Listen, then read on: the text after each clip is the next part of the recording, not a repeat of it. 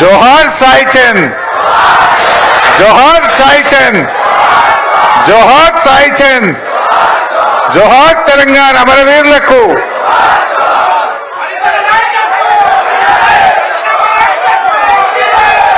సభాధ్యక్షత వహిస్తున్న సోదరిమణి సాయి చంద్ సతీమణి రజనీ సాయి చంద్ గారికి, గౌరవ మాజీ మంత్రివర్యులు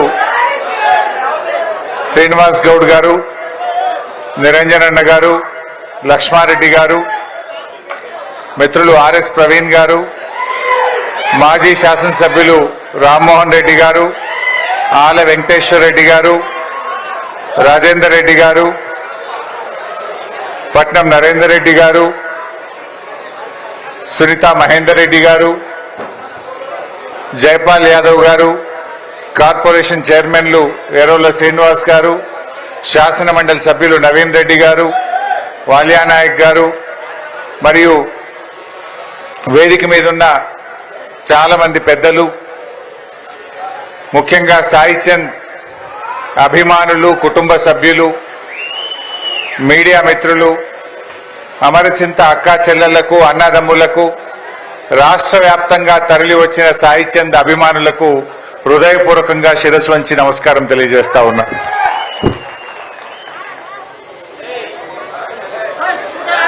నిజంగా సాయి చంద్ మనను వీడిపోయి 2 సంవత్సరాలు అయిందంటే నేను నమ్మలేకపోతా ఉన్నాను. కాలం గడిచింది, సాయి జ్ఞాపకాలు నా మదిలో, మనందరి మదిలో మాత్రం ఇంకా తిరుగుతూనే ఉన్నాయి. సాయి చంద్ను మనం కొంతమంది ఒక గాయకుడిగా చూస్తారు. సాయి ఒక గాయకుడే కాదు, ఒక ఉద్యమకారుడు, తెలంగాణ ఉద్యమకారుడు, ఒక కవి, ఒక రచయిత, ఒక వాగ్గేయకారుడు, ఒక అద్భుతమైనటువంటి గాయకుడు సాయి చంద్. నిజంగా సాయి కేసీఆర్ గారికి, కోట్లాది మంది తెలంగాణ ఉద్యమకారులకు, బీఆర్ఎస్ కుటుంబ సభ్యులకులో ఒక కుటుంబ సభ్యుడిగా మారాడు సాయి చంద్. చాలా మంది సాయిని ఒక గాయకుడిగా చూడలే. ఇందాక సునీత చెప్పింది, ఇంటికి పిలిచి బట్టలు పెట్టాను అని. బట్టలు ఎవరికి పెడతాం? తమ్ముడికి పెడతాం, తోబుట్టుకు పెడతాం, ఆడబిడ్డకు పెడతాం. అలా కోట్ల మంది ప్రజల హృదయాల్లో సాయి నిలిచిపోయాడు. నిజంగా సాయి లేడంటే ఈరోజు నాకు చాలా బాధగా, నమ్మలేనటువంటి పరిస్థితుల్లో ఉన్నాను. సాయి చంద్ ఒక్కొక్క మాట ఒక తూటాలా పేలుతుండే, ఒక్కొక్క పాట ఒక తూటాలా పేలుతుండే.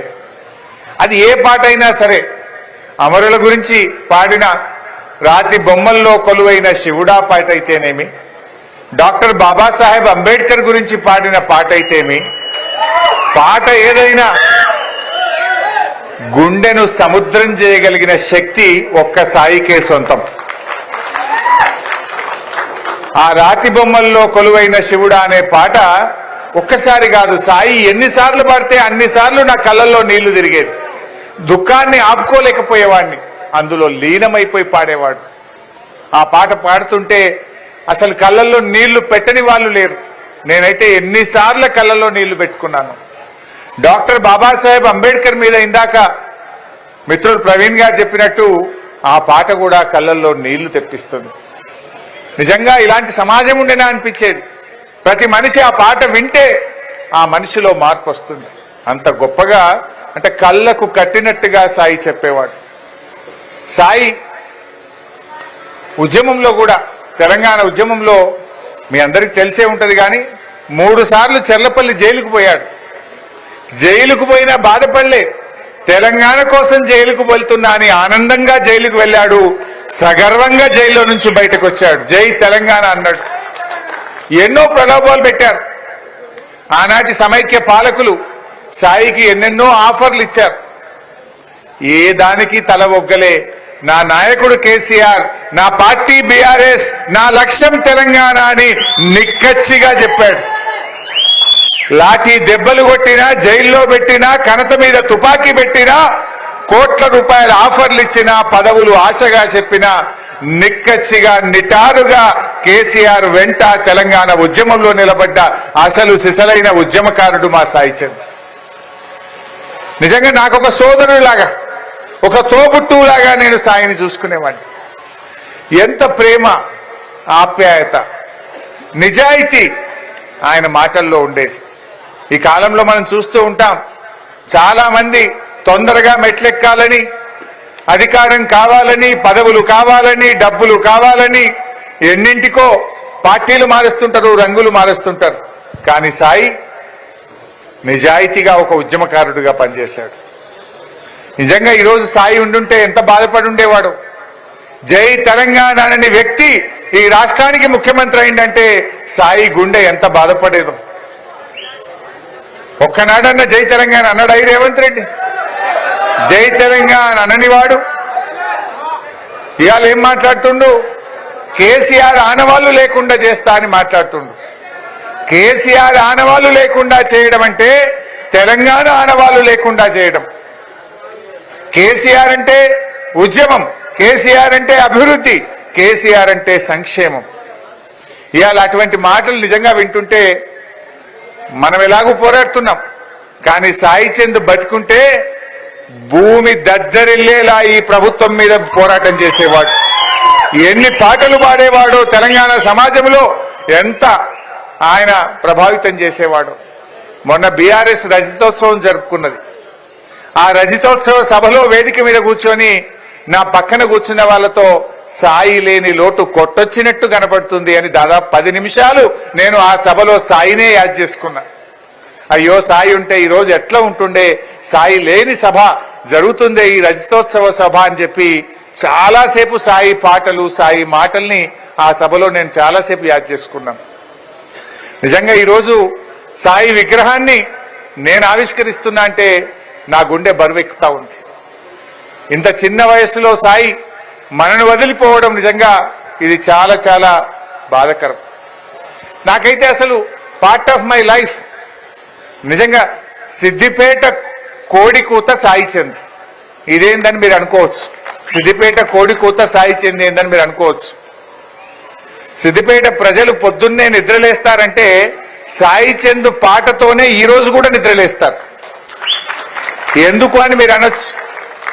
నేను సిద్దిపేటలో తడి చెత్త, పొడి చెత్త అని, రోడ్ల మీద చెత్త ఉండొద్దని, ఒక క్లీన్ అండ్ గ్రీన్ టౌన్ తయారు చేయాలని నేను ఒక ప్రయత్నం చేస్తూ ఉంటే ఓ రోజు సాయి వచ్చాడు. ఏందన్నా రోజు పొద్దుగాల 5 గంటలకు లేచి రోడ్ల మీద తిరుగుతున్నావు అన్నాడు. ఈ విషయం ఇట్లా ఇట్లా అని చాలాసేపు మాట్లాడితే ఒక మంచి పాట రాసిచ్చాడు నాకు. పొద్దున్నే చెత్తబండమ్మ చెత్తబండమ్మ, తడి చెత్త పొడి చెత్త అని ఒక చక్కటి పాట, ఇంత 1.5 నిమిషం 2 నిమిషాల పాట రాసిచ్చాడు. తానే పాడి అందించాడు. అన్ని ట్రాక్టర్లకు, అన్ని ఆటోలకు ఆ పెన్ డ్రైవ్ పెట్టాం. ఈరోజు పొద్దున్నే సిద్దిపేట ప్రజలు ఏ పాట వింటారంటే సాయి మాట, ఆ పాట రూపంలోనే ప్రజలు వింటారు. పొద్దున్నే 5 గంటలకు 5 గంటలకు ట్రాక్టర్లో అన్ని ట్రాక్టర్లు సాయి పాట వేసుకునే బయలుదేరుతాయి. ఈ రోజు కూడా సిద్దిపేట ఆ గొంతు నేను సిద్దిపేటలో ఏ రాత్రి పడుకున్నా 5 గంటలకు 5:30కు సాయి పాట నా చెవుల్లో గింగు గింగుగా వినపడతా ఉంటది. నిజంగా బాధ వస్తుంది, చాలా బాధ కలుగుతూ ఉంటది.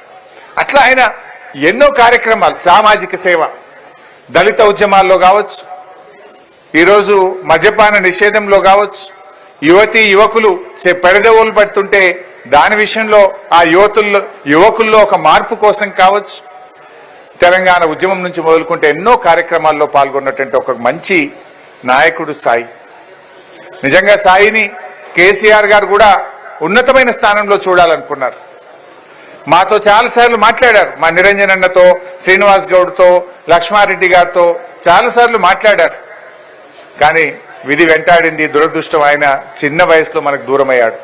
కానీ తప్పకుండా సాయి ఆశయాలను, సాయి ఆలోచనను, కేసీఆర్ గారి ఆలోచనల్ని సోదరిమణి రజనీ గారి రూపంలో తప్పకుండా ముందుకు తీసుకొని పోదాం. నిజంగా రజనీని కూడా నేను మనస్ఫూర్తిగా అభినందిస్తా ఉన్నాను. ఈ కాలంలో భర్త ఆశయాల కోసం చిన్న పిల్లలున్నా ఒక మహిళ ఒంటరిగా పోరాటం చేయాలంటే ఎంత కష్టం ఉంటుంది. కానీ తన భర్త సాయి చంద్ను ఎంతగా ప్రేమిస్తుందో, ఎంతగా ఆరాధిస్తుందో, ఎంత తపన పడుతుందో మనందరికీ కనబడతా ఉంది. ఇలా విగ్రహాన్ని పెట్టడము, ఈ సభ జరపడము, సాయి యాదిని చేసుకుంటూ ఇంత అద్భుతంగా సోదరిమణి చక్కగా భర్త ఆశయాలను ముందుకు తీసుకుపోయే ప్రయత్నం చేస్తా ఉంది. తన ప్రయత్నానికి బీఆర్ఎస్ పార్టీ సంపూర్ణమైన మద్దతును ఎల్లవేళలా అందిస్తుందని మనవి చేస్తా ఉన్నా. నువ్వు ఎక్కడా అధైర్యపడకు. అన్ని రకాలుగా బీఆర్ఎస్ పార్టీ మీ కుటుంబానికి నీకు మద్దతుగా ఉంటది. నిన్ను అన్ని రకాలుగా మా కుటుంబ సభ్యురాలుగా, మా సాయి ఎట్లయితే మా కుటుంబ సభ్యుడు అనుకున్నామో మిమ్మల్ని కూడా మా కుటుంబ సభ్యురాలుగా బీఆర్ఎస్ పార్టీ ఆదరిస్తుంది, అన్ని రకాలుగా అండగా ఉంటుందని చెప్పి మనం చేస్తాం. ఇంకో విషయం కూడా మీరు బహుశా ఇందాక తను రజనీ టచ్ చేసింది. Sai self made man. ఆయన పుట్టంగానే వెంకట్రాములు గారు పాపం తండ్రి గారు పేదల కుటుంబంలో పుట్టాడు. సాయి చిన్న వయసులో తల్లిని కోల్పోయాడు. సాయి పైకొచ్చిందంటే కష్టాన్ని నమ్ముకున్నాడు. ఆయన కష్టంతోని పాట పుట్టగానే ఎవరికి రాదు, దానికోసం తపన పడ్డాడు, నేర్చుకున్నాడు, ఇంప్రూవ్ చేసుకున్నాడు, రోజు రోజుకు ఇంప్రూవ్ చేసుకున్నాడు. తన గలాన్ని పెంచిండు, తన పెన్నుకు పదను పెట్టిండు. ఎక్కువ చదువుకోకపోయినా కష్టంతోనే సాయి పైకొచ్చిండు. ఒక కళాకారుడికి ఇంత ప్రేమ దొరికిందంటే నిజంగా అది ఏ ఒక్కరికో దొరుకుతుంది తప్ప, కోట్లలో ఒకరికి దొరుకుతుంది తప్ప అది ఒక్క సాయికే సొంతమైంది. సాయి ఎన్నో కష్టాలు పడ్డాడు. కొన్ని సందర్భాల్లో నాకు కూడా చెప్పుకొని బాధపడ్డాడు. ఇక్కడ ఇట్లా అయిందన్నా, నాకు ఇక్కడ బాధ కలిగిందని తన గుండెకి కలిగే బాధను కూడా అప్పుడప్పుడు నాతో కూర్చొని చెప్పుకునేవాడు. తన బాధను కూడా పంచుకునేవాడు. కానీ గుండెలో ఎంత బాధ ఉన్నా లక్ష్యాన్ని వీడేవాడు కాదు. తన గమ్యాన్ని ముందుకు పోతూ, తన ప్రయత్నాన్ని ముందుకు తీసుకుపోతూ వెళ్తూ ఉండేవాడు. అందువల్ల ఈ తరం యువత కూడా నేను కోరేది ఒక్కటే, సమయాన్ని వృధా చేసుకోకండి, సాయిని ఆదర్శంగా తీసుకోండి, కష్టాన్ని నమ్ముకోండి. జీవితంలో ఒక పట్టుదలతో ప్రయత్నం చేస్తే తప్పకుండా మనం పైకి వస్తామనడానికి సాయి చంద్ ఒక ప్రత్యక్షమైన ఉదాహరణ. ఇలా సాయికి మనం నిజమైన నివాళి అర్పించాలంటే మళ్ళీ బీఆర్ఎస్ ప్రభుత్వం రావాలి, కేసీఆర్ గారు ముఖ్యమంత్రి కావాలని చెప్పి ఇవాళ మన అందరం కూడా ముందుకు పోవాలి. ఇవాళ ఈ రాష్ట్ర ముఖ్యమంత్రి, ఎందుకంటే జై తెలంగాణ అనే బీఆర్ఎస్ ప్రభుత్వం పోయింది, ఇవాళ నై తెలంగాణ అనే ప్రభుత్వం వచ్చింది. జై తెలంగాణ గవర్నమెంట్ పోయింది, నై తెలంగాణ గవర్నమెంట్ వచ్చింది. సాయి ఏమంటాడు? మాట్లాడితే జై తెలంగాణ అంటాడు. మళ్ళీ జై తెలంగాణ గవర్నమెంట్ రావాలి, మళ్ళీ కేసీఆర్ గారు ముఖ్యమంత్రి కావాలి. ఆ దిశగా సాయి అభిమానులుగా మీరందరూ కూడా ముందుకు సాగాలని చెప్పి కూడా ఈ సందర్భంగా నేను కోరుకుంటూ, మరొక్కసారి సాయికి గుండెల నిండా నివాళులు అర్పిస్తూ, మరి సాయి చంద్ గారికి ఆత్మశాంతి చేకూరాలని చెప్పి, సాయి చంద్ కుటుంబానికి బీఆర్ఎస్ పార్టీ పూర్తిగా అండదండలు అందిస్తుందని మనవి చేస్తూ, జై తెలంగాణ, జోహార్ సాయి చంద్ కు. ఆలస్యమైన రెంజల రాజేష్ గారు వచ్చినందుకు కూడా కృతజ్ఞతలు తెలియజేస్తున్నాం. భోజనాలు చేసి వెళ్లాల్సిందిగా కోరుతున్నాను. అలాగే ఒక ఫోటో ఫ్రేమ్ ఎవరు వీళ్ళు?